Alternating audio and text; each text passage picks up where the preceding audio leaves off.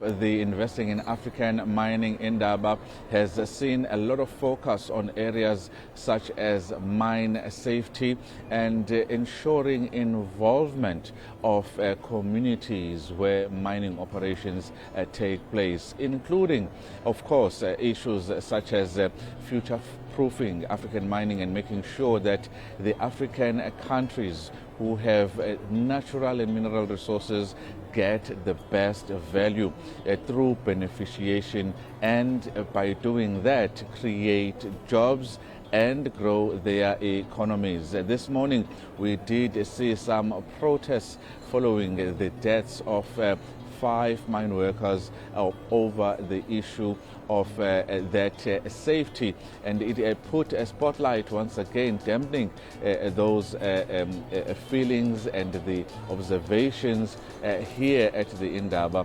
related to how this issue has actually turned, with 42 record low fatalities when it comes to last year. A record low which has got the mining sector abuzz when it comes to what needs to be done in terms of safety on the mining sector. I'm joined now by the experts in the areas that I've just mentioned, and that is Federico Magalini, who is the Director for the Circular Economy at SS Plus, and on our left it is Rhyno Jacobs, who is the DSS Plus Director for Sub-Saharan Africa. Gentlemen, thank you very much for your time. Rhyno, I would like to start with you.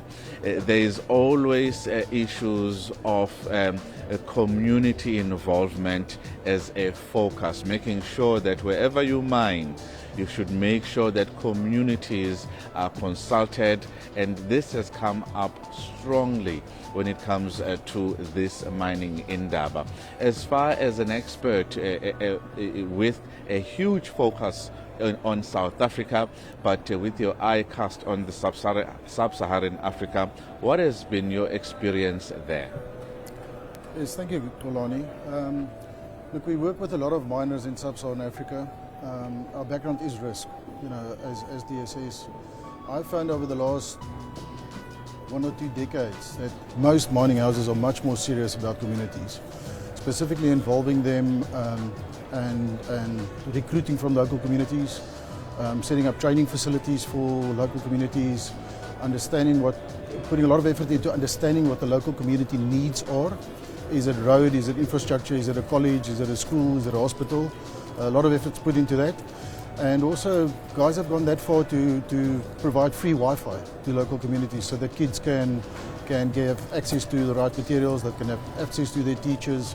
So I've really seen an uptake from when I started out in mining in the 90s versus now, that communities are consulted, they are understood, and their needs are being met. So it's very positive energy that's been put into the mining industry. We work in the DRC, Zambia, Mozambique, Botswana, Ghana, Guinea, Ivory Coast, wherever. And it's not just South Africa, but it's across the continent that communities really are consulted at a much more mature manner than it was 20, 30 years ago.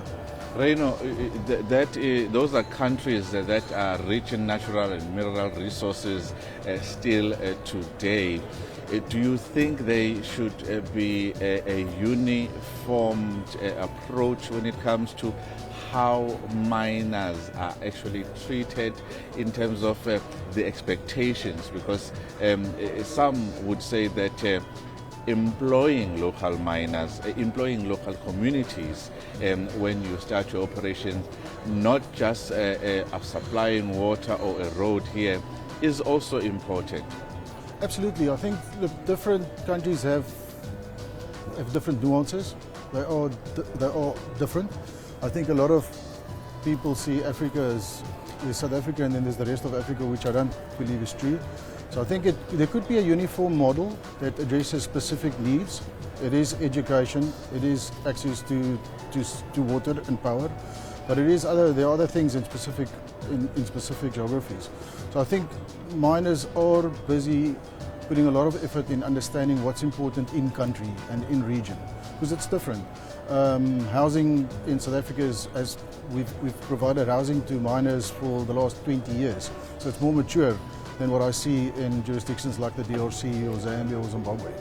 But it's very positive to see executives being measured on what they do for communities. Federico, you are the director for the circular economy.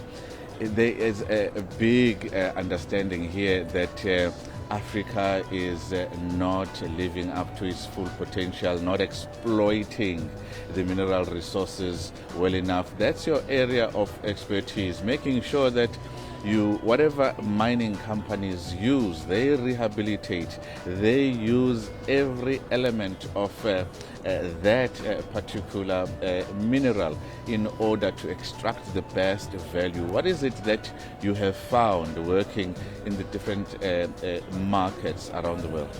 I think it's important to remind that the metals that the companies are mining here are really the backbone of our society, and the backbone of our society because we use those metals to produce infrastructure, gadgets, modern technology, clean technology. So the key element is that there is a growing demand of those metals, but at the same time there is also a growing demand for more sustainable practices in the economy in general. And I think a mining company should realize that the demand for more sustainable practices, generating less waste, consuming less water or less energy, should not be a cost, should not be seen like a compliance checklist.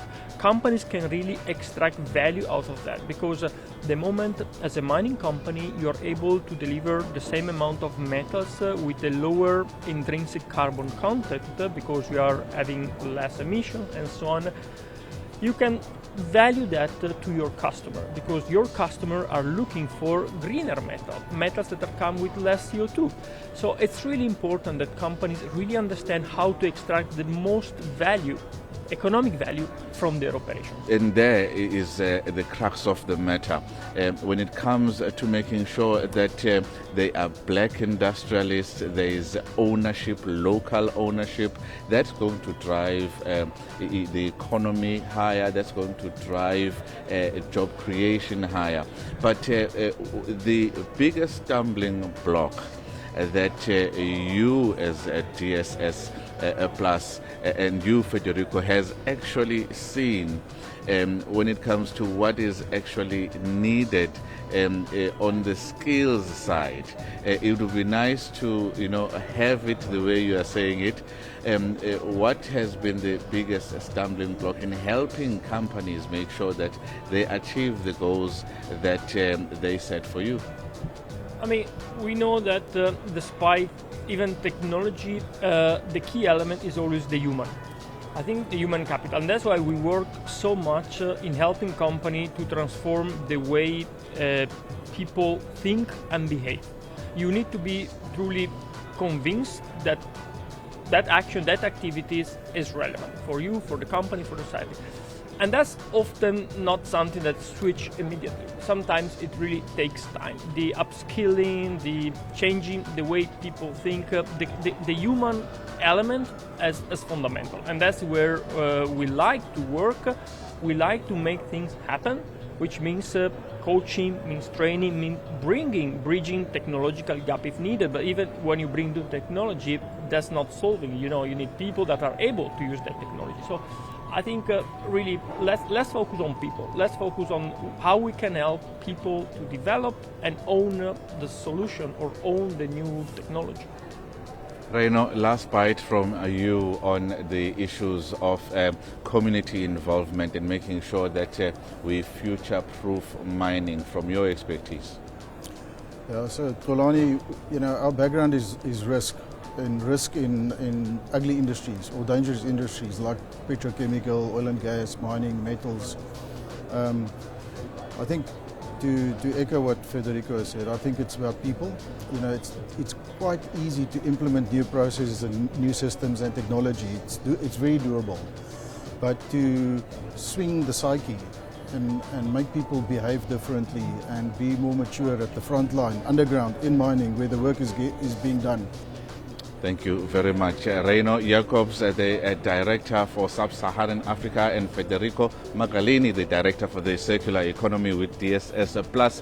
We're talking all matters, safety, community involvement, and expansion, future-proofing African mining, and what role the private sector plays when it comes to government's involvement as well as community involvement in the mining sector. A lot to ponder here from the Investing in African Mining Indaba. For Newzroom Africa on Channel 405, I am Kolani Mbanjwa in Cape Town.